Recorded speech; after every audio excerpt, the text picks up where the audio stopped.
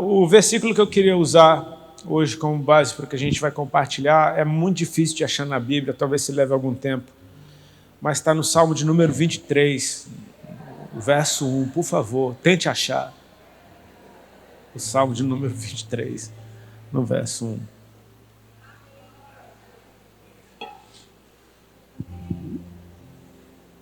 Eu sei que é complicado, mas eu espero você achar. Tem umas Bíblias que já são viciadas, que você só abrir já cai no Salmo 23. Já está amassada ali naquela parte. Vamos ler com atenção, amém? Porque é um verso muito grande, muito longo. O Senhor é o meu pastor, e nada me faltará.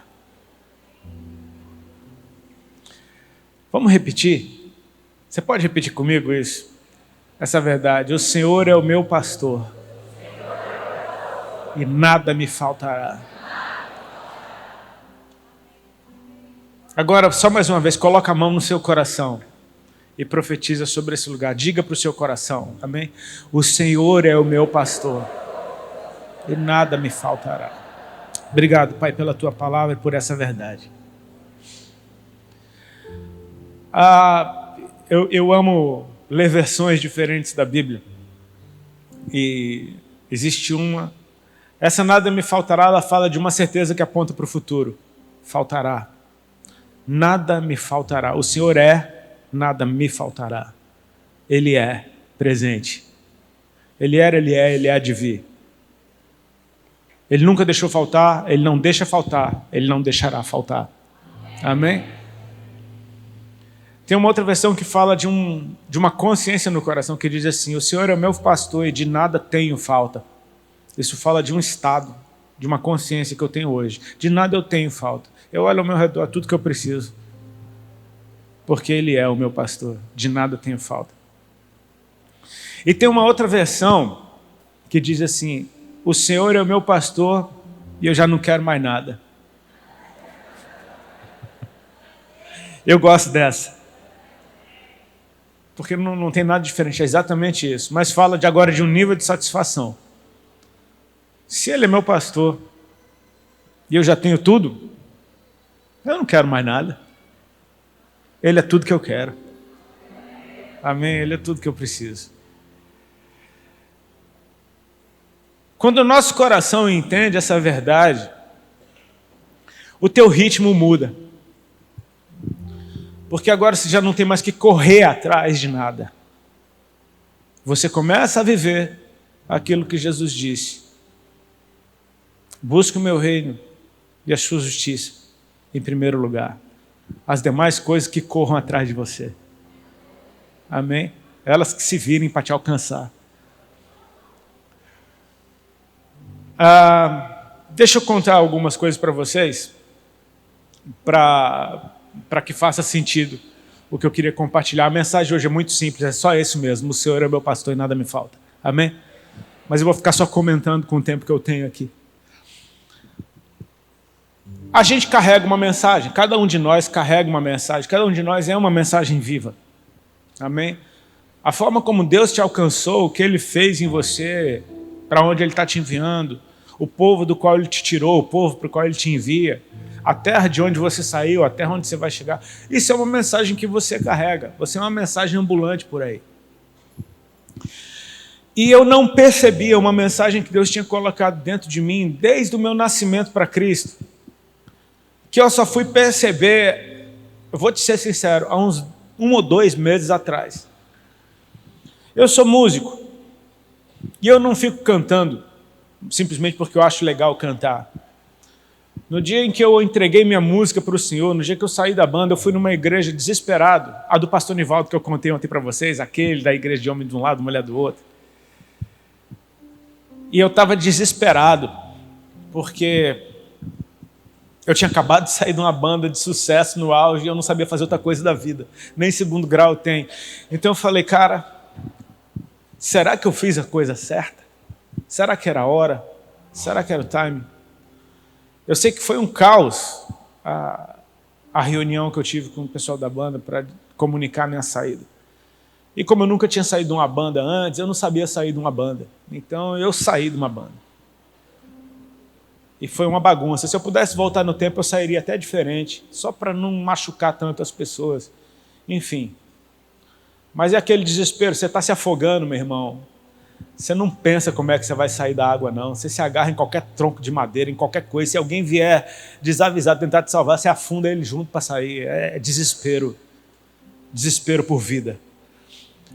E eu saí da banda, dei a notícia para os caras na gravadora, saio da gravadora com a cabeça, minha cabeça estava em parafuso. Porque eu fiquei pensando, meu Deus, o que é que eu fiz da vida? Porque você acha que você toma uma atitude dessa e o diabo não vai sair gritando atrás de você, dizendo o que é que você fez, está lascado, você vai viver do que agora, o que é que você vai fazer daqui para frente? E cara, é como o pastor Célio fala, eu não tinha um chão para meter o pé. Eu meti o pé, saí correndo, eu não deu nem tempo do chão e sendo construído. Eu falei, eu preciso ouvir Deus falar comigo. Liguei para a Ali, falei, Ali, contei para os caras. Ela falou, meu Deus, tu fez isso mesmo? Eu falei, fiz, cara.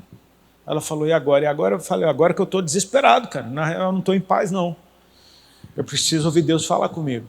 Era uma época em que Deus, na sua infinita misericórdia, a gente era muito novinho na fé.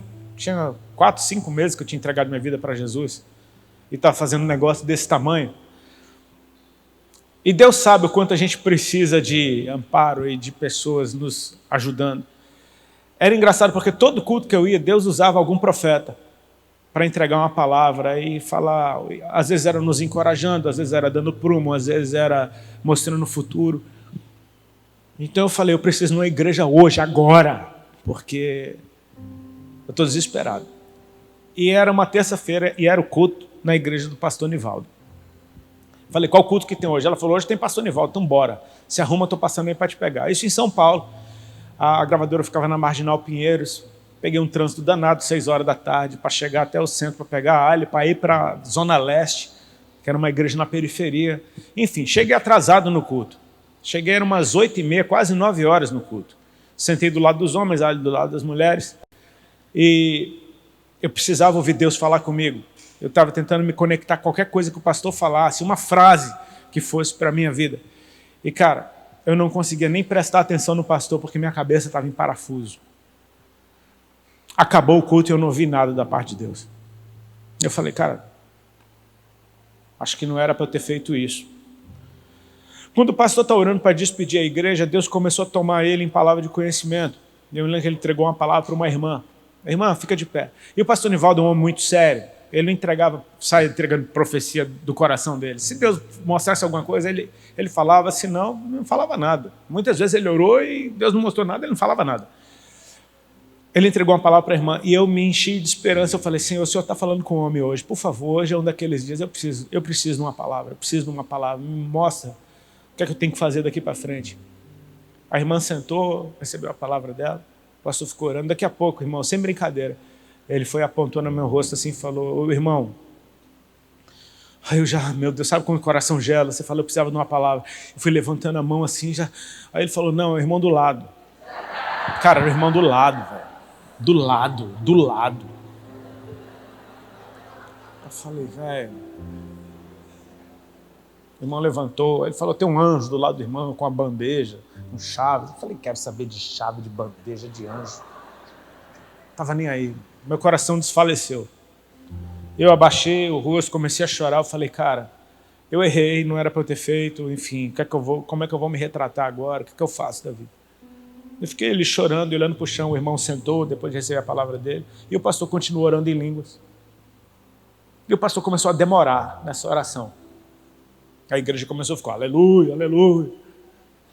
E o pastor orando, andando de um lado para o outro. E eu olhando para o chão. Daqui a pouco eu só ouço ele falar assim, irmão Rodolfo, assim te diz o Senhor.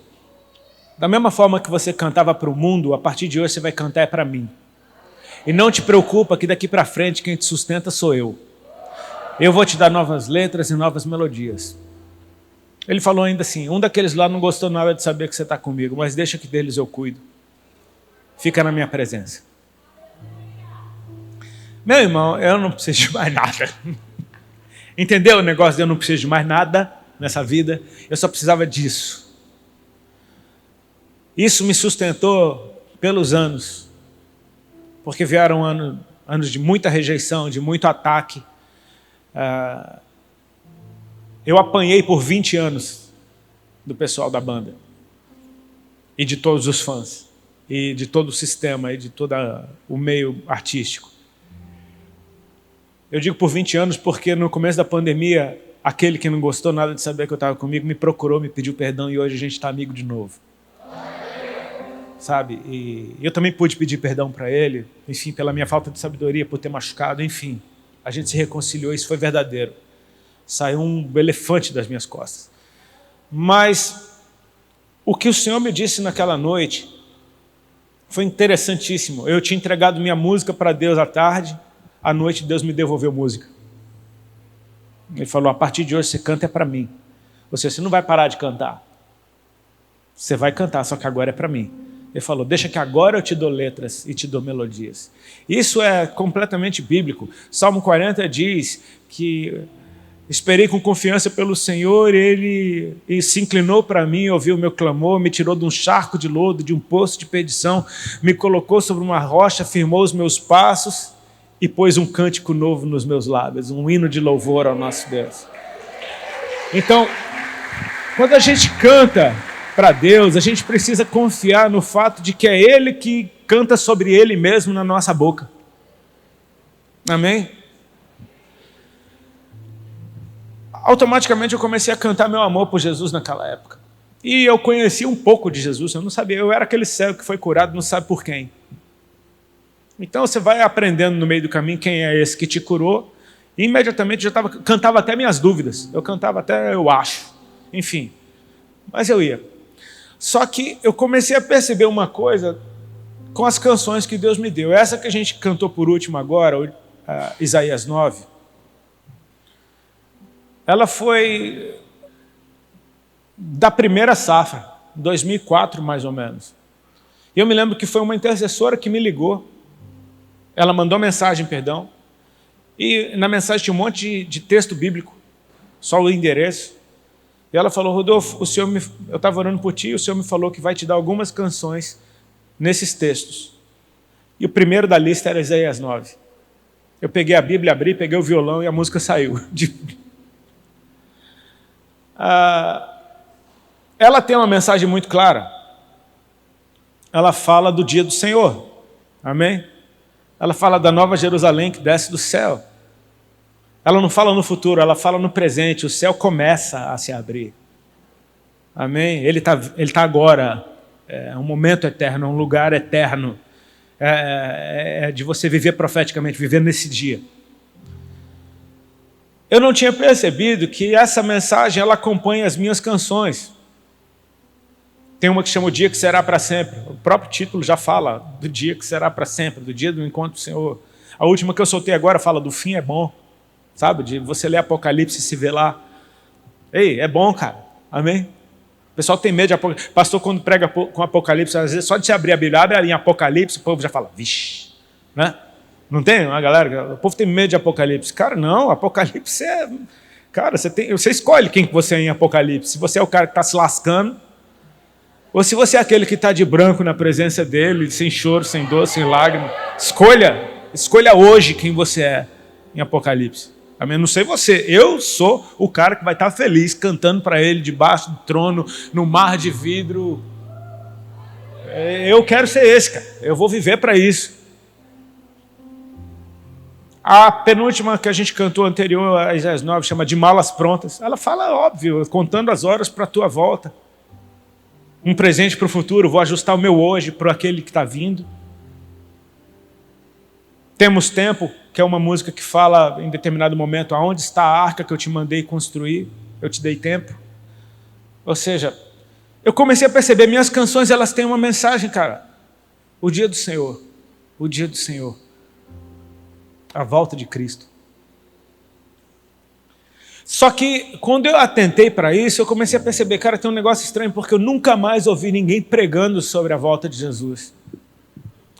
E eu não estou sendo apocalíptico, no sentido de desesperado, mas eu creio que é só uma questão de equilíbrio. Amém? Vamos começar com equilíbrio. Em que sentido eu digo isso? Pensa em pelo menos 2 ou 3 gerações de crentes atrás da sua. Pensa na sua avó crente, na sua bisavó crente, seu bisavô crente. Não era fácil ser crente que nem é hoje. Não era que nem hoje você tropeça numa igreja e cai na outra, achando que você estava na terceira. Você entra numa igreja, você não gosta, você vai em outra, na mesma rua e pronto, aqui é legal. Não é que nem é hoje. Ser crente era bem difícil. Agora é uma geração que mal fez uma faculdade, uma geração que mal procurou ser relevante na sociedade. Por quê? Se você perguntasse para eles, por que você não se importa com essas coisas? Jesus está voltando, filho. Jesus está voltando, eu não tenho tempo para perder. Eu não vou investir no que vai passar. Jesus está voltando. É uma fé muito pura, muito bonita, mas ela também carrega um certo desequilíbrio. Por quê? Porque não é a respeito de eu me trancar dentro de uma igreja e ficar adorando Jesus o dia inteiro e o mundo que se lasque, esperando a volta dele. Eu aceitei Jesus há 21 anos atrás e desse tempo para cá, que é o tempo que eu conheço de igreja, eu começo a ouvir uma mensagem, talvez movida pelo movimento apostólico e profético que começa a ressurgir na terra, de falando a respeito de, cara, o reino dos céus é chegado a vós. Ou seja, tem algo para a gente fazer aqui, agora. Eu não posso simplesmente abandonar a cidade na qual Deus me colocou, esperando Jesus voltar. Tem algo para fazer no lugar onde eu estou. Então a gente começa a tentar, cara, o esporte nunca foi do diabo. Então vamos tomar o esporte de volta para Jesus. As artes nunca foram do diabo, o diabo nunca criou nada bonito. Vamos tomar as artes de volta para Jesus. Vamos invadir a política, vamos invadir a economia, vamos invadir o sistema judiciário, vamos estar nas escolas, vamos estar nas pistas de skate, vamos estar na praia com surfistas, vamos estar em todo canto. Sabe por quê? Porque Jesus é o rei de toda a terra. Então a coisa vira. Por exemplo, quem é da época que não podia nem jogar futebol, que era pecado? Pronto. Hoje você não assistiu um jogo de futebol sem um jogador de futebol dando glória a Deus quando faz o gol. Até o do time adversário seu. Meu time perdeu a Libertadores e eu tive que ver os caras do time que ganhou do meu pregando o evangelho na frente do microfone. O Felipe Melo pegou e falou, posso falar uma coisa aqui? O cara falou, pode. O cara acabou de ser campeão, pode falar o que quiser. Ele falou, olha, eu estava enfermo, eu estava com uma lesão, eu não podia jogar, Jesus me curou, é por isso que eu estou aqui hoje. E aí ele fechou o olho e fez assim, e eu profetizo que em cada casa que está me assistindo agora, a presença de Deus vai... Eu falei, mano, o que está acontecendo, velho? Meu time acabou de perder a Libertadores, e eu estou dando glória a Deus com o adversário, pregando o evangelho. Isso que o goleiro fez a mesma coisa. Eu pude já estar na casa do capitão do meu time pregando o evangelho e o time estava quase inteiro lá com as esposas. Sabe o quê? Hoje em dia todo time tem uma igreja dentro. Ou seja, a igreja acordou, ei, temos que fazer alguma coisa aqui. Aonde está o desequilíbrio? É muito fácil esquecer que Jesus está voltando. Então a questão só é o seguinte, entender, ele está voltando, eu preciso me preparar para aquele dia, mas eu tenho algo para fazer hoje também. Então eu não vou abandonar tudo esperando que ele volte, e não vou ficar só trabalhando como se ele não voltasse. Eu vou entender o que ele fez em mim, ele me ativou para algo até que ele venha. Então quando ele vier, que ele me encontre fiel. Quando eu entendo que o trabalho que Deus me deu não é o resultado que Ele espera, como o pastor Paulo falou ontem aqui, é simplesmente Ele trabalhar em mim enquanto eu trabalho com Ele e para Ele, que eu seja encontrado fiel quando Ele vier. Jesus falou em inúmeras parábolas sobre a sua volta. E você vai perceber que, em grande parte delas, tem um centro da história. Porque o reino dos céus será como um homem que foi embora para uma terra distante e deu talentos aos seus servos. 5 na mão de um, 2 na mão de outro, 1 na mão de outro, de acordo com a capacidade de cada um. E foi. Ele me ativou com algo dele para Ele e por Ele. E quando Ele volta, diz que aquele que recebeu 5 talentos imediatamente começou a botar para trabalhar o que recebeu. O que recebeu 2 é a mesma coisa. E tem uma moral da história, o que recebeu 1, com medo, enterrou o talento na terra. Irmão, sabe o que eu entendo? Não é a minha capacidade de trabalhar o talento que Deus me deu, é deixar o talento que Deus me deu trabalhar na minha mão, porque o que Ele me deu é o Espírito Santo, e o Espírito Santo faz a vontade do Pai. Sabe o que eu não posso fazer? Enterrar o que Ele me deu. O que eu não devo atrapalhar o que Deus está fazendo em mim, mas simplesmente deixa esse rio fluir e só vou junto com Ele. Tem algo em mim maior do que eu, tem uma vontade em mim maior do que a minha. O Espírito do Senhor Deus está sobre mim para fazer a vontade dEle. Ele está sobre mim, mas Ele é dEle, não é meu. Então é Deus operando através de nós e em nós. É semelhante a um homem que foi para uma terra distante e colocou o seu servo para cuidar da sua casa e dos seus servos. E se aquele homem, quando voltar, encontrar aquele cara comendo, bebendo, batendo nos empregados, como se ele não fosse voltar, esse cara vai ser lançado fora. O que Jesus está dizendo? Eu espero te encontrar fiel naquilo que eu te ativei quando eu voltar. Então aquilo que Deus me confiou a fazer já não é nem o resultado, porque o resultado vai vir se eu permanecer nele, meu irmão. Eu sou um ramo na videira. O fruto da videira pode vir através do ramo, mas é da videira. Então, o que eu devo me esforçar para fazer? Permaneça em mim. Permaneça em mim. Aquele que está em mim e eu nele, esse dá muito fruto, porque sem mim nada podereis fazer. Ou seja, se eu estou nele, eu trabalho em descanso. É leve fazer a obra de Deus. Ela é contínua.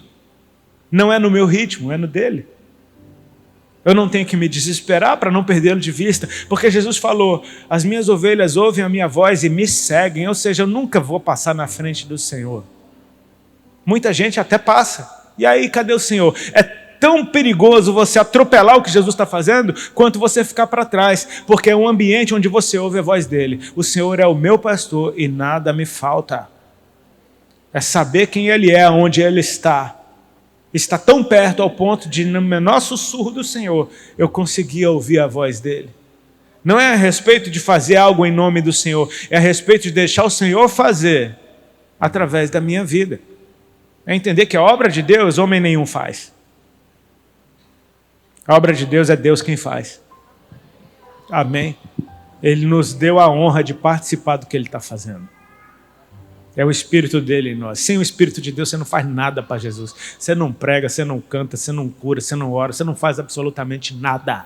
A única coisa que nos possibilita fazer a obra de Deus é o Espírito de Deus se movendo sobre nós. E glória a Deus porque Ele veio e não voltou. Amém? Ele está no nosso meio. É esse equilíbrio de entender. Eu tenho um destino. Repete comigo, eu tenho um destino. Toda vez que a gente fala, por exemplo, de missão e dessa caminhada, porque a gente está no meio do ID, se eu falar para você sobre missões, a ideia que a gente tem é de envio de um lugar para o outro, de uma localidade para outra. Tipo, ser enviado de Rondonópolis para o sertão, ou para a África, ou para a Índia, ou para qualquer lugar que seja, para a Europa, para a América. Você pensa em sair de um lugar e ir para outro. Mas se eu te propor que o tempo que a gente vive é um lugar na eternidade. Porque a eternidade não vai começar quando você morrer. Quando o tempo da tua peregrinação nesse tabernáculo acabar, sim, você vai estar imerso completamente na eternidade. Mas a eternidade porque se ela tivesse começo, ela não era. A eternidade o nosso tempo está se desenrolando sobre a eternidade. Eu estou na eternidade agora. O que eu estou fazendo é simplesmente atento ao eterno, procurando deixar a marca que Ele espera que eu deixe, o fruto que Ele espera colher. Ele botou uma semente dentro de mim, Ele sabe o que tem dentro da semente que Ele plantou dentro de mim, Ele sabe o que Ele quer receber do que Ele plantou dentro de mim. Então é simplesmente deixá-lo fluir no tempo que Ele me deu, porque o fruto disso é eterno. Eu quero te propor que nós fomos enviados para um tempo, e não simplesmente para um lugar. É no tempo da nossa peregrinação, indo por todo mundo. É colocar o ID em algo que é contínuo indo por todo mundo, prega o evangelho. Por todas as partes, aonde quer que você vá, meu irmão. Deixa Deus transbordar de você em qualquer lugar. Não está limitado ao dia do culto na igreja, não está limitado à hora em que você marcou de fazer algo, não. Está on. O Pai está on. O Pai está sempre on. Amém? Não tem uma coisa mais verdadeira do que isso. O Pai está sempre on. Eu quero saber se a gente está on com o Pai. Se a gente está ligado nele. Se você está disposto a deixar Jesus fluir em qualquer hora do seu dia. Que aí você vai entender, essa é a minha missão na face da terra. Caminhar e levar a presença de Cristo por onde eu for. Nós fomos enviados para um tempo. Quando os discípulos de Jesus perguntam sobre o final dos tempos, Jesus começa a dizer alguns sinais do final dos tempos. Ele diz, olha, vocês ouvirão falar de pestes, de guerras, de reino contra reino, de fome. Ele fala, isso ainda não vai ser o fim.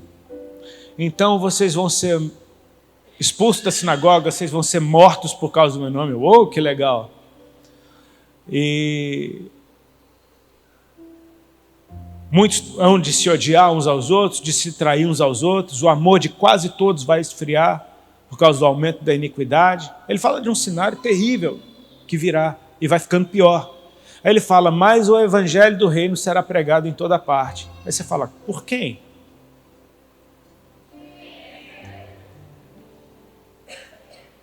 Por quem? Mas num período difícil como esse?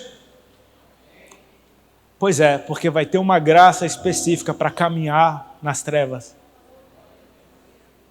E aquele que for fiel até o fim, esse é o que será salvo. Peraí, mas eu não fui salvo quando eu entreguei minha vida para Cristo? Sim. Mas Ele era, Ele é, Ele há de vir. Então Ele me salvou. Ele está me salvando. Ele vai me salvar. Agora, aquele que for fiel até o fim, esse será salvo. Ser fiel. A gente sempre pensa em fidelidade como em um compromisso ou uma aliança, mas deixa eu te propor que fidelidade também é você ser uma cópia exata de você ser fiel. Se eu for reproduzir esse microfone, que ele seja fiel ao original. E quando Deus nos chama para sermos fiéis a Ele, é sermos como Ele é. Ou seja, Jesus me ativou com algo que é Ele em mim. Então eu só preciso ser encontrado fiel quando Ele vier. Eu fui enviado para um tempo. Nós fomos enviados para um tempo. O fim. Amém? Eu tenho uma boa notícia para te dar. O fim é bom. Amém? O fim é bom, esse dia é bom, esse dia é maravilhoso, o dia que a gente vai encontrar com Ele. Cara, pensa no dia em que Ele vai vir, assim como Ele é, nós o veremos. Amém? De você olhar e falar, gente, esse daqui é Jesus. Lembra aquele que a gente cantou sobre Ele? Aquele de que a gente pregou, eis aí o teu Salvador. Ele é muito mais lindo do que você imaginava. Ele é muito maior do que você imaginava. Ele é inconfundível. Todo olho verá e toda língua vai confessar, esse aí é o Senhor. Toda a terra vai se dobrar diante dele. Só que a gente vive num tempo muito interessante, porque está tudo mudando rápido demais. Hoje qualquer pessoa de uma comunidade da periferia vive melhor do que um rei nos tempos bíblicos. A gente tem mais tecnologia hoje do que qualquer momento da história. As coisas viram rápido demais. É tudo acelerado demais. Eu vejo o desespero da minha mãe para entender o telefone dela. Ela fala comigo, daqui a pouco ela fica muda. Mãe, você apertou o mudo. Ela não tem botão nesse negócio, apertou o mudo, mano. Aí ela manda a mesma mensagem 3 vezes para a mesma pessoa. Meu filho, que bicho é esse aqui? Não é um bicho, não. Isso é um telefone, mano. Me ajuda aqui, uma dificuldade, não é dificuldade, meu irmão, é tipo assim, cara, as coisas estão mudando o tempo todo, eu tenho que aprender tudo de novo o tempo inteiro, tudo de novo o tempo inteiro, o tempo inteiro, o tempo inteiro. Eu sou de uma geração que nasceu sem computador, eu fui ter meu primeiro computador com 28 anos, meu celular veio na mesma época, e a Ali também, foi ela que trouxe isso para dentro de casa, se deixasse eu estava até hoje sem nada. Mas a gente tem que ficar o tempo todo correndo atrás, sabe por quê? Porque está todo mundo, o tempo todo, dizendo, encontrei um jeito melhor de fazer as coisas. Pode parecer muito legal, mas tem os seus perigos nisso. Por quê? Vou dar um exemplo bem bobo de telefone, tá? Eu não sei que número é esse iPhone aqui. Eu não lembro, eu comprei ele tem uns 2 anos. Eu não sei aqui de cara qual é o número desse, se ele é o 11, se ele é o... Digamos que ele seja o 11, tá? Quando eu comprei esse telefone, ele tinha uma promessa. Chegou o 11, velho. E o 11? Cara, você precisa do 11, sabe por quê? Porque o 10, ele não é o 11, entendeu? O 11, a câmera é muito melhor que a do 10. O processamento do 11 é muito melhor. O 11 tem coisas que o 10 não tem. Aí eu fico pensando, e quando eu estava com o 10, não falaram a mesma coisa? Falei, quer dizer então que me venderam um treco que não era o que disseram? Tipo assim. E aí você pega o 11 e fala, meu, agora eu tenho a última parada, está na minha mão. Aí na semana seguinte tem uma atualização. Você fala, que bicho é esse aqui? É uma atualização. Por quê? Corrigimos algumas falhas. Espera aí, velho. Tinha falha no negócio, descobrimos umas falhas, mas já corrigimos. Então está aí a atualização. Ufa, agora... Ai, meu Deus. Aí na semana seguinte tem outra atualização, e outra atualização. Daqui a pouco, sabe o que? Vem o 12, bro. E o 12 acaba com o 11. Você fala, velho, o que eu faço com o 11 agora? Se vira, troca ele. Porque o 12, velho, o 12 é mais fino. A câmera do 12, você fala, mano, eu não vou ficar mais bonito, não depende da câmera, entendeu? Não tenho o que fazer. Tem certas coisas, não tenho. O pior é mais detalhe. Quanto mais detalhe aparecer, pior. Devolve a câmera do 8. Para pelo menos eu ter uma desculpa. Mas você está entendendo que o mundo está assim, ó. É novidade em cima de novidade, novidade em cima de novidade, novidade em cima de novidade, e dentro da novidade tem atualização em cima de atualização, atualização em cima... Sabe o que é isso? É uma denúncia de que não está bom. De que a gente está correndo desenfreadamente atrás de uma perfeição que eu desconfio, a gente está cada dia mais distante dela. Vou te dizer por quê. É a guerra do moderno com o futuro. Porque toda vez que a gente pensa em futuro, a gente pensa em moderno. E se eu te propor que o moderno está brigando com o futuro? Que o futuro não é moderno? Deixa eu dar uma de Paulo Júnior aqui, que ele bota umas coisas na nossa cabeça que a gente fica, meu Deus, o que esse cara está falando? Fantástico. O futuro não é moderno. No princípio, tinha um jardim. Deus coloca ali seres inocentes. E eu vou te falar inocente não no sentido de ignorante. Vou te falar inocente no sentido de sem culpa. Amém? Porque o compadre Washington falou aquele negócio, sabe de nada, inocente? Aí você acha que o inocente é o que não sabe de nada. Não, o inocente é o que não tem culpa. Se você entrar no tribunal, o juiz te absolver, você está inocente. Amém? Inocente é sem culpa. Tem 2 inocentes no ambiente. E Deus fala de umas coisas que tem ali. Tem alguns rios naquele lugar. Amém? Tem uma árvore da vida naquele lugar. Amém? Uau! Isso é o princípio, meu irmão. Isso é o comecinho de tudo. Isso é a origem. Vamos lá no futuro? Como é que é o futuro? João viu o futuro. João fala, então eu cheguei na cidade. E lá só tinha inocente. Porque culpa alguma entra lá. Ali só entra inocente. Então o futuro é para os inocentes, como no princípio. Aí João fala, e lá eu vi um rio da vida. Lá eu não vi templo. João é tão crente que ele chega na Nova Jerusalém e procura uma igreja para ele congregar, mas ele não achou. Falou, rapaz, sabe o que? Não tem templo aqui, porque Deus é o templo. Aí ele fala, eu vi um rio da vida, puro como cristal, ou seja, incontaminado, como na fonte. E sabe o que eu vi ali no meio? A árvore da vida, cara. Que ela é cura para... Mas peraí, a árvore da vida, ela não estava no princípio? Estava. O que ela está fazendo no futuro? Está esperando você. O futuro... Sabe para onde é que a gente está indo? Para o futuro. E sabe com o que o futuro se parece? Não é com o passado, é com o princípio.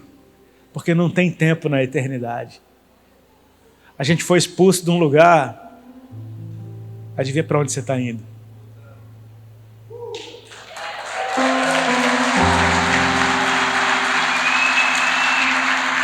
A gente está voltando para casa, meu irmão. Eu não estou indo para um lugar novo. Eu estou voltando. Eu estou voltando para a minha origem. Para o lugar de onde eu nunca devia ter saído. Eu estou voltando para quem eu nunca deveria deixar de ter sido. Olha que coisa linda. A expulsão do homem do jardim, ela é fantástica. Porque é muito amor, velho, de Deus por nós. Ninguém consegue pensar em você ser expulso de um lugar e isso é um ato de amor daquele que está te expulsando. Amém? Se eu chegar para você e você, levanta aí, vai embora daqui. Você fala, uau, como o Rodolfo me ama. É porque tem churrasco lá fora, entendeu?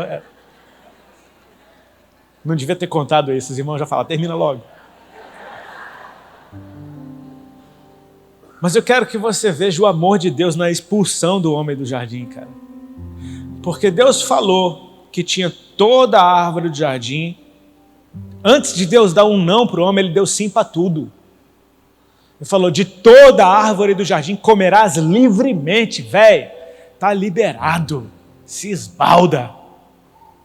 A única coisa, só uma que você não deve fazer. Está vendo aquela árvore ali no meio? Ela não é nem surpresa, não tem pegadinha. Eu aponto para você, aquela ali, ó. Está vendo aquela?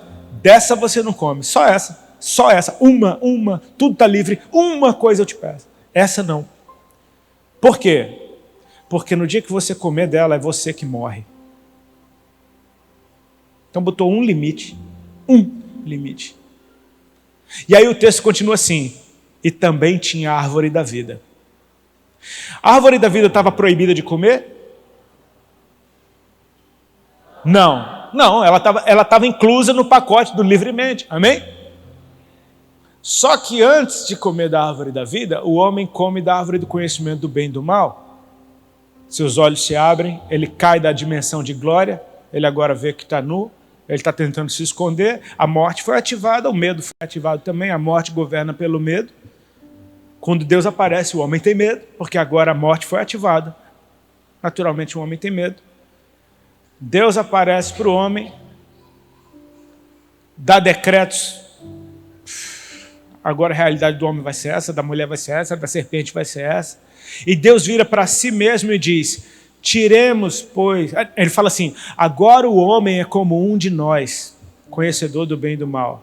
Aí Deus tem um plano. Tiremos, pois, o homem do jardim. Para quê? Para que ele não coma da árvore da vida e viva eternamente.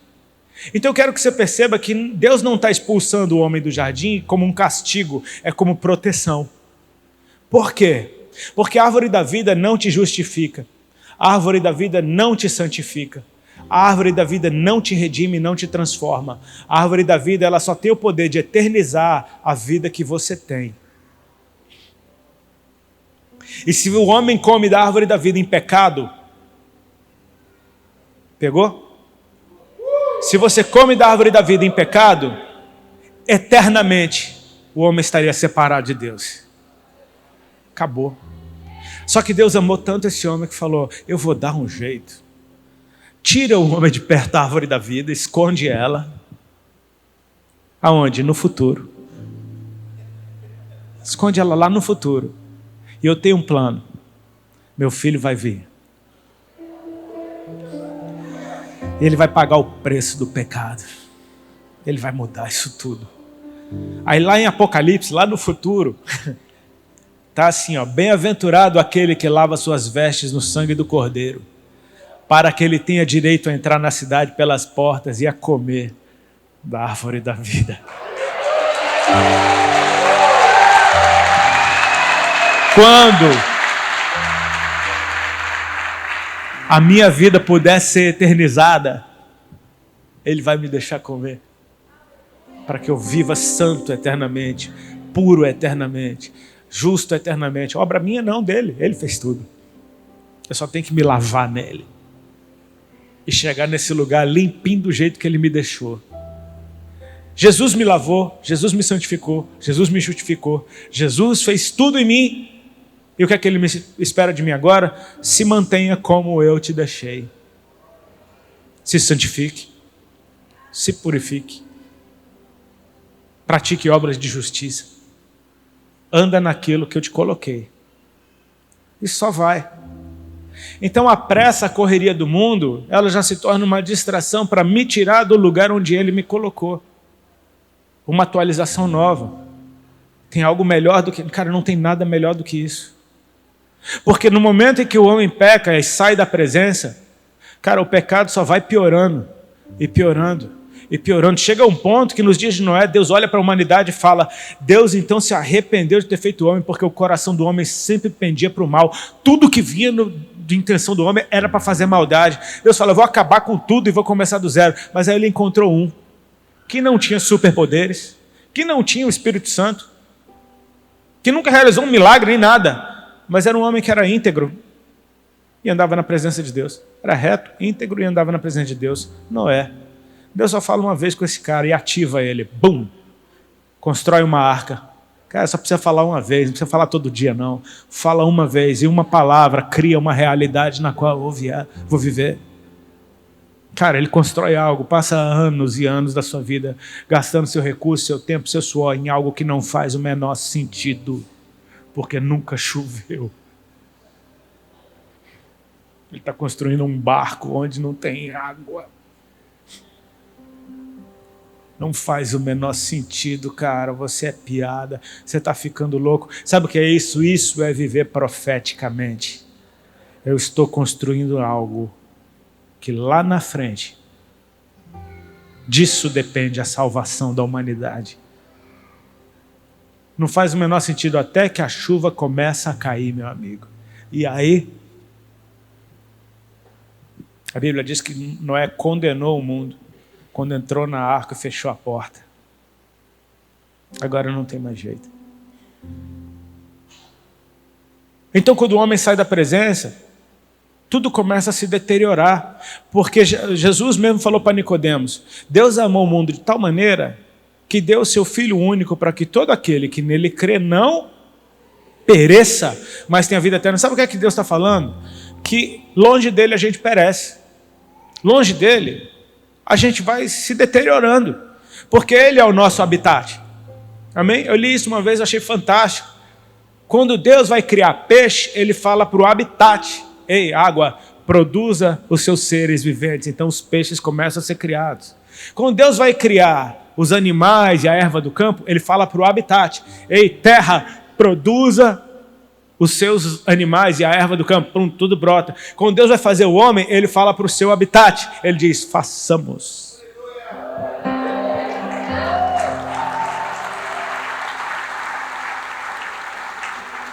Deus é o meu habitat. Você tirar um peixe da água, ele morre. Se afogar uma vaca, ela morre. Você tirar um homem de Deus, perece, cara. Vai apodrecendo. Primeiro dia nem fede tanto, mas vai começando a feder e vai ficando ruim, velho. E conforme o tempo passa, só piora. Então eu preciso de algo que me transforme.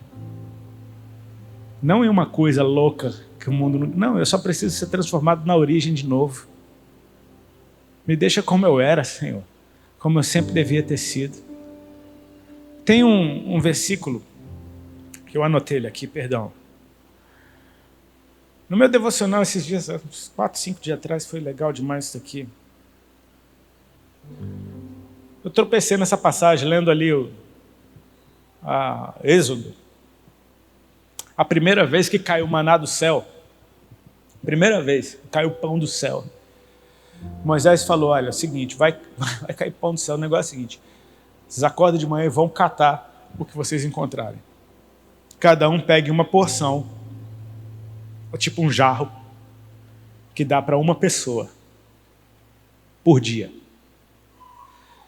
Para amanhã não adianta pegar para amanhã. Amanhã cai de novo, amanhã pega de novo. Mas você vai pegar o de hoje. Aí os zoiudos que não se aguentam foram lá e cataram mais. Comeram de hoje e quando chegou amanhã, o que eles tinham pegado ontem estava podre e cheio de verme. Moisés falou, eu falei que não adianta pegar para amanhã. O prazo de validade é 1 dia. Só vai estender o prazo de validade na sexta-feira, porque o sábado é o descanso do Senhor. Então o que cair na sexta, você pega por 2 dias e ele vai durar o dia seguinte. Mas não adianta tentar pegar mais. Isso fala do pão vivo que desceu do céu. Jesus, eu preciso dele todo dia. Tem uma porção nova todo dia. Amém? Ou seja, você percebe que tem um alimento do céu que me nutre. Cara, não é picanha, velho. Não é um dourado. Amém? Não é um feijãozinho gostoso. É uma coisinha que cai do céu, que fica ali, que tem um gostinho de mel. E alimenta de verdade. Alimenta. Come isso daí. Só que aí Moisés vira para Arão, o seu irmão, em Êxodo 16:33, ele diz assim, olha isso que legal. Então Moisés disse a Arão, ponha numa vasilha a medida de um jarro de maná e coloque-a diante do Senhor para que seja conservado para as futuras gerações. Espera aí, pai. Quer dizer então que aquele negócio que tem um prazo de validade de 1 dia vai durar para gerações? Que geladeira é essa? Que freezer é esse? Que conservante é esse?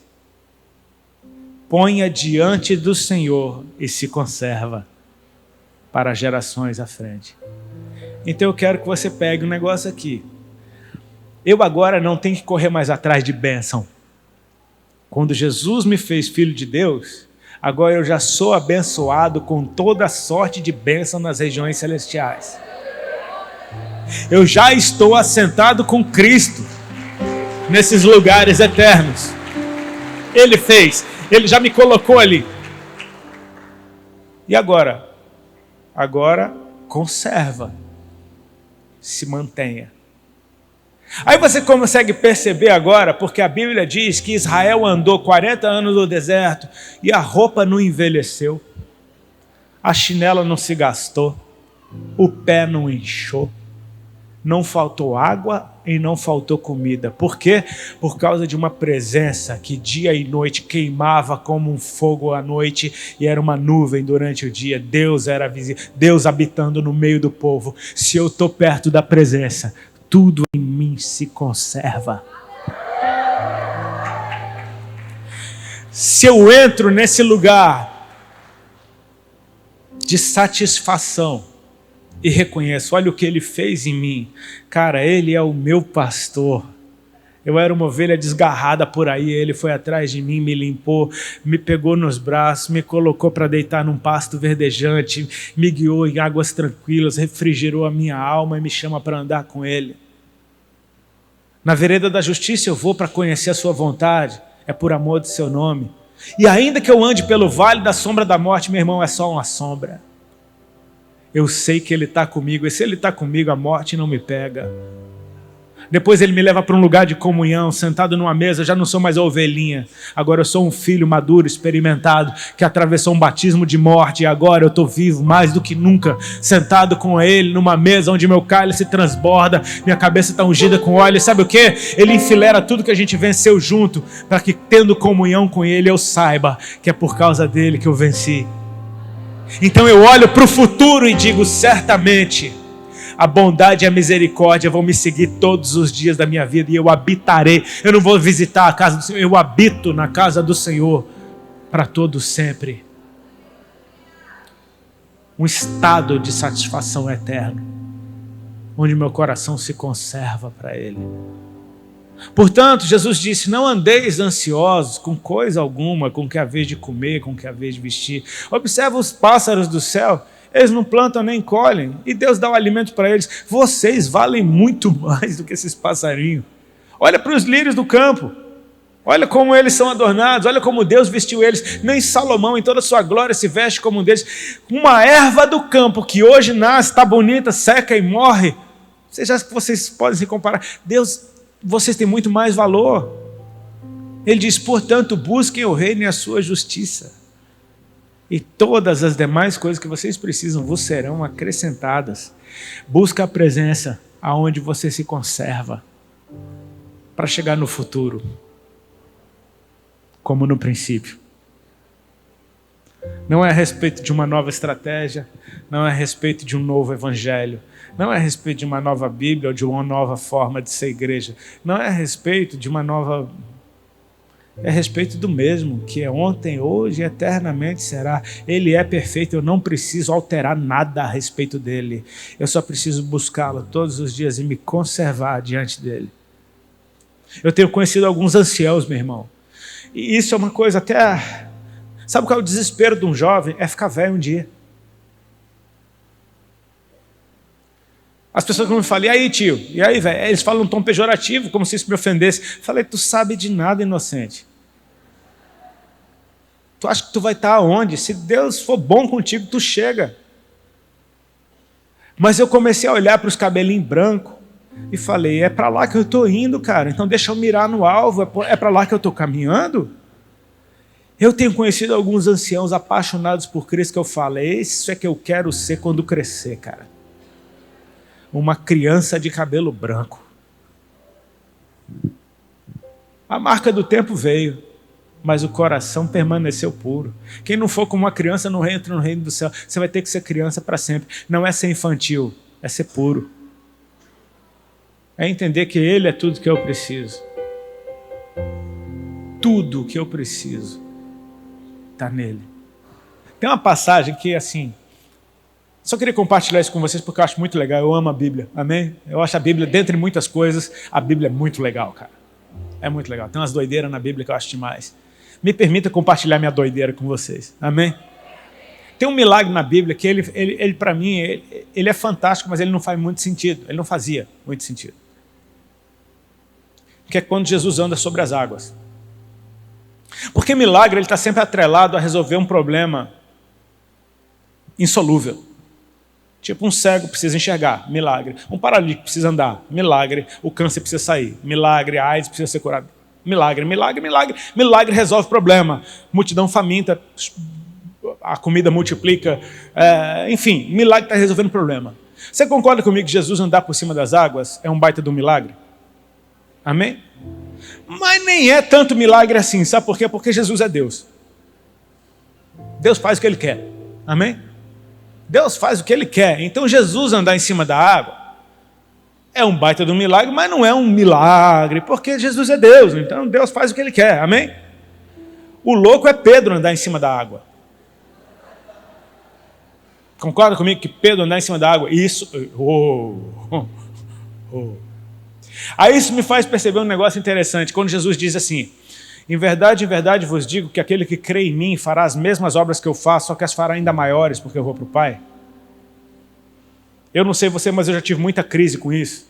Como assim eu vou fazer uma obra maior que a de Jesus, cara? Tá doido, velho? Não, não tá doido, velho. É Jesus que falou. Ei, respeita. Ele falou que quem crê nele fará as mesmas obras e ainda maiores, porque ele vai para o Pai. Então isso já me deixa mais em paz. Quer dizer então que eu não vou fazer uma obra maior que a de Jesus. Não. Ele falou que você vai fazer a mesma, só que vai ser maior. A mesma, só que é maior. Como assim, Senhor? É a mesma, você vai fazer a mesma coisa que eu fiz. Por que é maior? Porque é você. Deus fazendo a obra de Deus? É Deus. Você que não é Deus, fazendo a mesma obra, velho, é muito maior. Concorda comigo? É muito maior. Jesus andar em cima da água, uau, ele está andando em cima da água, mas ele é Deus, tá? E Pedro que não é Deus? Pedro que dá na trave o tempo todo. Andar na mesma água é a mesma, só que é muito maior, amém? E esse milagre não resolveu problema nenhum. Porque não tinha problema para resolver. Eles estão no barco, está de boa. O que é isso, cara? A gente conversava ali atrás sobre coisas tão simples a respeito da caminhada de Jesus na Terra e não tem uma que seja besteira. Tudo é o cumprimento de algo, é uma profecia se cumprindo. Cada detalhezinho é algo que foi profetizado, que foi dito e aponta para o futuro. Tipo, a transfiguração no monte, parece que Deus deu um show só. Jesus ficou com os cabelos brancos, como a neve, as vestes resplandecendo, uma outra aparência. E não é, cara, não é qualquer coisa, parece Moisés e Elias falando com ele. Mano, é Moisés e Elias, cara. Moisés nunca encontraram o corpo. Elias subiu aos céus. Esses caras estão vivos ou estão mortos? Velho. Amém? Estão ali conversando com Jesus. Olha o papo, Jesus, Moisés e Elias. E aí, cara, olha que fantástico, você está diante desse momento glorioso. Vem Pedro e interrompe a conversa, cara, e fala: então, bom é estarmos aqui. Se queres, eu faço 3 tendas, uma para ti, outra para Moisés, outra para... Cara, quem é Pedro, velho? Pedro é fantástico, velho. Pedro é doido, cara. Pedro queria salvar Jesus, cara. Quando Jesus está falando que vai morrer, Pedro fala: eu estou pronto para ser preso, até para morrer contigo. Deus falou: não está não. Você vai... Meu Deus, esse cara vai me atrapalhar. Seguinte, você vai me negar hoje. Aí, antes que o galo cante, você vai me negar. Não vou, vai. Não vou, vai. Pedro devia estar no seu coração: não vou. Não, ele vai ver que eu não vou. E cara, sabe o quê? Eu sou advogado de Pedro, já falei isso em outros cantos. Quando os guardas vêm prender Jesus, Pedro sacou de uma espada e deu na cabeça do cara. Ele deu para arrancar a cabeça. Eu quero que você entenda isso. Ele cortou a orelha do soldado, mas ele não foi ali com licença, deixa eu cortar a sua orelha. Ele pegou a espada e ele deu-lhe, velho, no escuro. Vum! Vou arrancar a cabeça desse miserável. Vum! Só pegou na orelha. O cara deve ter desviado. Vum! Só cortou a orelha. Jesus fala: que é isso, cara? Peraí. Pegou a orelha, eliminou o flagrante, colou de volta. Mas eu quero que você perceba que o que Pedro fez já dava cadeia. Sim ou não? Dava cadeia. Ele atacou um soldado. Já dava pena de morte. Pedro realmente acreditava que ele ia salvar o Salvador. Ninguém toca nele. Até que Jesus é preso e todos abandonam o Senhor.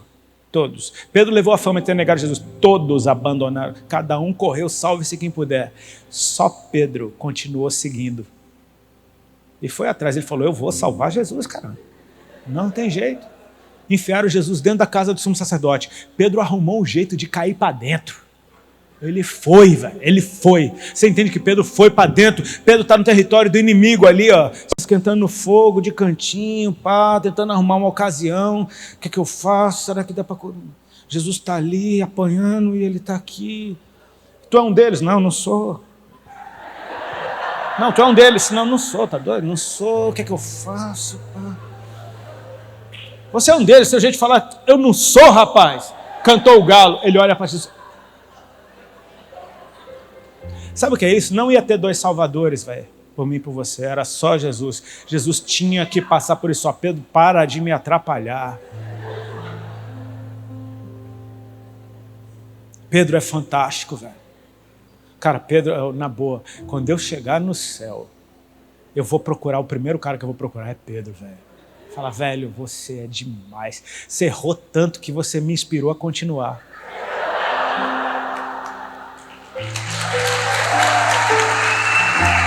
Sabe? Era o tempo todo, bicho. Quem os homens dizem que eu sou? Uns dizem que tu és profetas, Elias, João Batista, Jeremias, alguns profetas. Mas vocês, quem dizem que eu sou? Lá vem Pedro.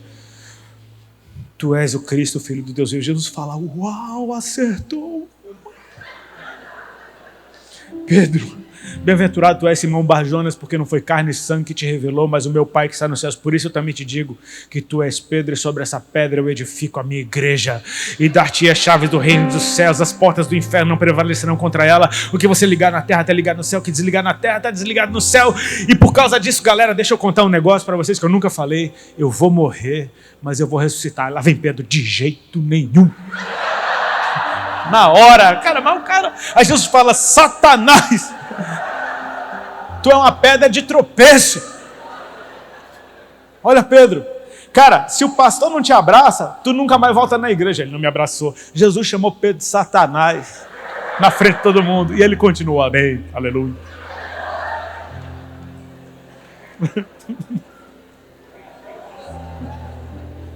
Esse é Pedro, cara.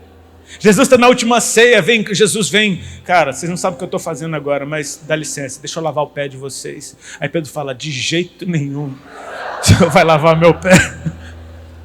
Aí Jesus vira para Pedro e fala, você me cansa. Se eu não lavar o seu pé, você não tem parte comigo. Aí Pedro, opa, então me lava inteiro, lava a cabeça. Cara, ele é demais, velho. Ele é demais, ele tem que ser o melhor sempre, ele é o que mais ama, ele é o que morre, ele é exagerado. Pedro é muito doido, entendeu? Eu quero que você perceba que o que aconteceu no Mar da Galileia ali não é qualquer coisa, porque nunca aconteceu antes e nunca aconteceu nada igual depois. Então fala comigo, um evento único. Amém? Como é que isso começa? Assim, ó. Jesus despede os discípulos e diz, eu vejo vocês do outro lado. Os caras entram no barco sem Jesus e vão. Eu vou encontrá-lo do outro lado. I see you on the other side. Aí Jesus sobe para um lugar alto e fica só. Amém? Aquela geração de discípulos viu Jesus morrer, ressuscitar. E enquanto Jesus conversava com eles, ele subiu aos céus. E uma nuvem o escondeu. E os anjos chegaram para eles e disseram, varões galileus, por que vocês olham para o alto? Porque esse Jesus que vocês viram subir, ele vai descer da mesma forma. Amém? Então olha Jesus, despede dos discípulos e sobe sozinho a um lugar alto. E fica ali. E os discípulos vão. Só que no meio da noite, na hora das trevas mais escuras, se levanta um vento, tempestade, ondas batendo no barco, tudo ao redor é medo, medo, medo. Sabe, se parece demais com vão se trair, vão se odiar, o amor vai esfriar por causa do aumento da iniquidade. Repete uma coisa comigo, percebe uma coisa comigo. O que é que lança fora o medo? Mas o amor vai esfriar, então o medo vai crescer mesmo nesse tempo, amém? Vai ter muito medo, a gente acabou de vir numa pandemia que botou medo em todo mundo, você sabe agora o que é medo, amém? Notícia de medo, medo, medo, medo, e o que o medo vai fazendo com o teu coração, você já nem cumprimenta os outros, soquinho na mão, né? Medo de gente, medo de tudo, medo da vacina. Meu irmão, eu botei tanta coisa para dentro desse corpo, sem saber a procedência, tu acha que é uma vacina que vai me lascar agora, bicho? A vacina que se cuide. Enfim, medo, medo, medo, medo, medo. Os caras estão dentro de um barco, num ambiente que eles eram acostumados a fluir, mas o medo envolveu. E de repente, na hora mais escura da noite, lá vem ele andando sobre elementos que ninguém anda. Ele está voltando para a gente numa hora que ninguém sabe. Ele está vindo para os seus. No ambiente de medo, todo mundo grita aterrorizado, é um fantasma! Porque o dia do Senhor será terrível e maravilhoso ao mesmo tempo. Ele vem e ele para. Ele diz, não tenham medo, sou eu. Cara, quando Jesus fala, ele cria, amém? Quando ele fala não tenha medo para um povo medroso, sabe o que ele acabou de fazer? Ele acabou com medo. Naquele lugar não tem medo mais. No momento que não tem medo, a fé nasce.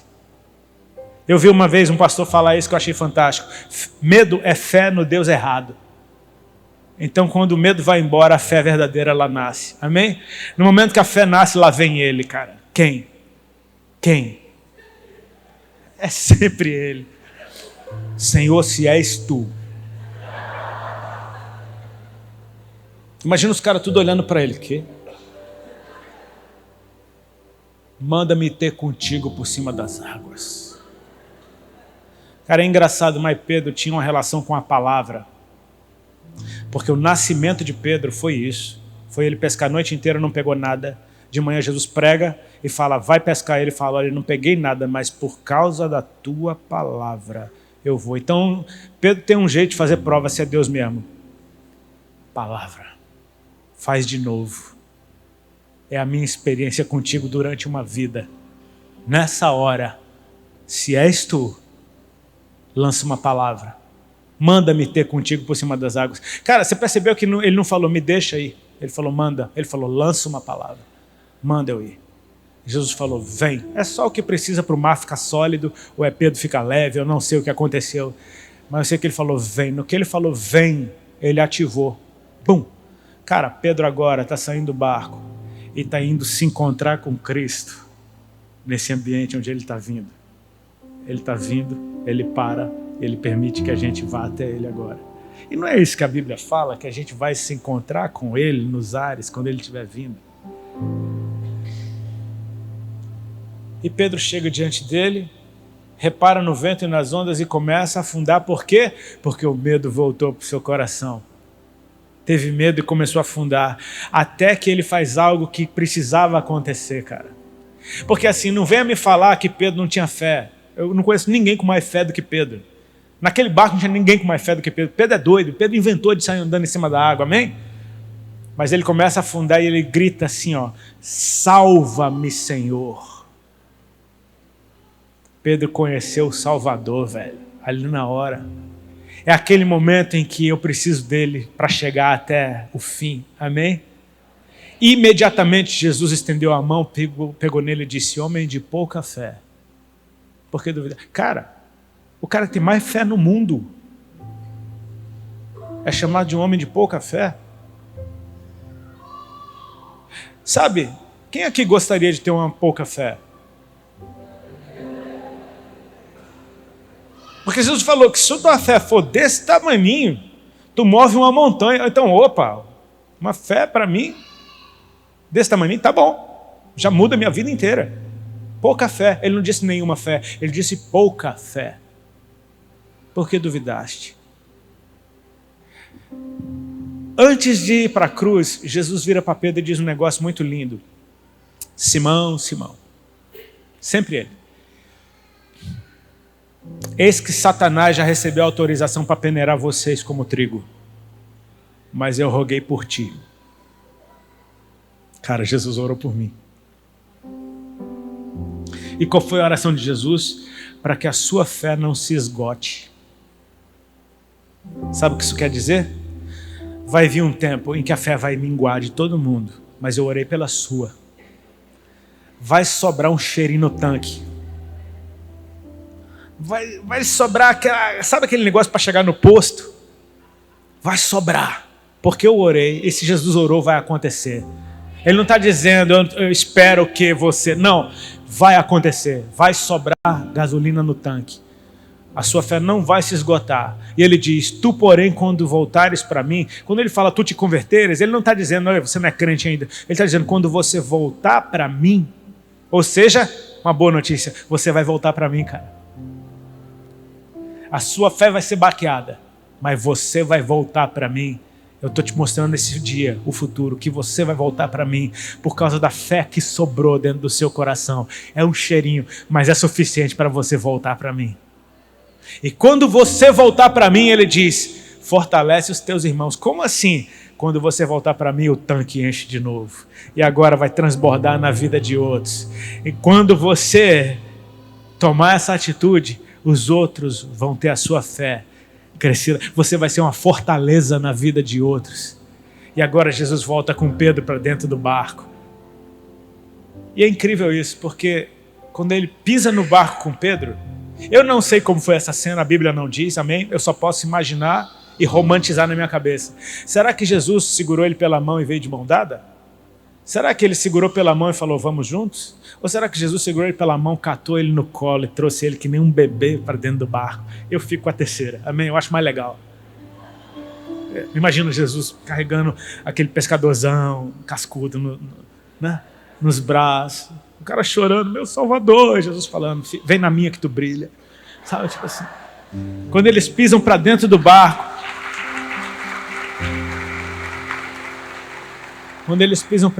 barco, o vento cessou. As ondas pararam. O show desligou. O cenário desmontou. É tipo como se eu parasse falar no microfone, tipo assim, aí. Apagou a luz. É como se viesse na mão deles, e agora? O que é que vocês viram? Quando eu desmonto o cenário. É a primeira vez em que os discípulos de Jesus coletivamente o adoraram e disseram verdadeiramente: Tu és o Filho de Deus. Todo mundo vai saber quando ele voltar. Quando a presença de Deus voltar e trouxer todas as coisas em harmonia. Quando tudo for estabelecido, quando o seu reino vier, todo mundo vai reconhecer o rei quando ele chegar. Irmãos, eu não sei como é que está o teu coração hoje, mas a cada dia o Senhor tem chamado o meu coração para as coisas mais simples. Sabe por quê? Porque esse pão que desce do céu é o melhor alimento que existe. Porque a palavra que vem da boca dele é a maior novidade que tem. Porque o cuidado dele é melhor do que todo o exército dos Estados Unidos e de Israel junto. Se Deus não guardar a minha cidade, em vão a gente trabalha. Se Deus não edificar, em vão a gente trabalha. Quando eu encontro esse lugar de satisfação, essa presença eterna que me chamou para perto dele, eu falo, tudo o que eu preciso é permanecer nesse lugar, até que ele venha, até que tudo seja restabelecido. Deixa eu te dar uma boa notícia, o futuro, meu irmão, já veio e está voltando. O futuro é Jesus, o primeiro e o último, o alfa e o ômega, o princípio e o fim. A nova criação de Deus que diz, assim como eu sou, vocês serão um dia. Aonde eu estou, vocês estarão um dia comigo. Ele é o futuro. Minha avó falava da volta de Cristo. A minha pergunta é, ele já voltou? Não, então esse assunto não é antigo. Esse assunto está cada dia mais atual. Porque a gente está cada dia mais perto do encontro com o Senhor. Ele está nos chamando de volta para casa, meu irmão. Não é um endereço novo. É o lugar de onde eu nunca deveria ter saído.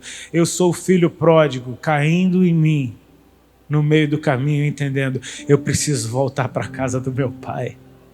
Pedir perdão para ele. E quando eu me coloco no caminho, adivinha quem está ali me abraçando e me restaurando numa condição que era minha. Eu só preciso estar de volta no mesmo lugar. Tem festa nessa casa. Sabe por quê? Porque o pai está feliz. Deus não precisa de nada novo. Ele é dono de tudo. Mas essas parábolas de Lucas 15, a ovelha perdida, a dracma perdida e o filho pródigo, elas falam de uma coisa: da alegria de ter de volta o que se perdeu. É o cara que tinha as ovelhas, achando a que se perdeu e voltando com ela nos ombros, dizendo: alegrai-vos comigo, porque eu achei a minha ovelha que se havia perdido. É a mulher achando a dracma que se perdeu, chamando as amigas e vizinhas, dizendo: alegrai-vos comigo, porque eu achei a minha dracma que se havia perdido. É o pai tentando convencer o filho mais velho, dizendo: é justo que nós nos alegremos, porque o teu irmão que estava morto ressuscitou, ele estava perdido e foi achado. Eu não preciso de nada novo, eu só preciso encontrar o que foi perdido para ser a pessoa mais feliz do mundo. Deus não precisa de nada novo, Ele é dono de tudo. Mas se você se perdeu, a maior alegria que Deus tem é ter o que é dele de volta. É voltar para casa, meu irmão. É sentir esse abraço de novo. É ser acolhido de novo. É saber que eu sempre fui amado. Não por causa do que eu faço ou porque eu deixo de fazer, mas porque Ele é amor. E Ele ama. Eu só quero ser encontrado fiel, cara. Que quando o Senhor voltar, Ele me encontre. Vem caindo os pedaços, bicho. Mas cantando Isaías 9 para Ele. A mesma música, até hoje. Até isso, meu irmão. Sabe como é que vai ser a música do futuro? Então eles cantaram o cântico de Moisés. Eita! Não vai ser a novidade, vai ser aquela mesmo, aquela pura, lá a primeira talvez. Quando o jovem rico chama Jesus e diz: bom mestre, o que eu faço para herdar a vida eterna?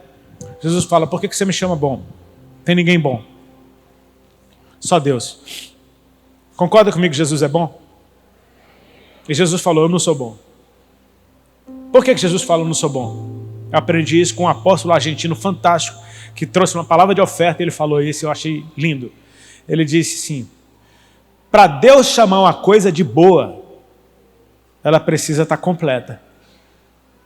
Amém? Quando Deus foi criando todas as coisas, no final de cada dia da criação, Deus olhava para o que ele tinha feito e dizia, e viu Deus que era bom. O selo bom que Deus dá, meu irmão, é quando não tem falta de nada. Quando Deus fala que uma coisa está boa, está completa. Jesus já tinha completado a sua obra? Então ele falou, eu não posso ser chamado de bom ainda, mas vai chegar o dia em que está consumado. Ah, pai, agora pode.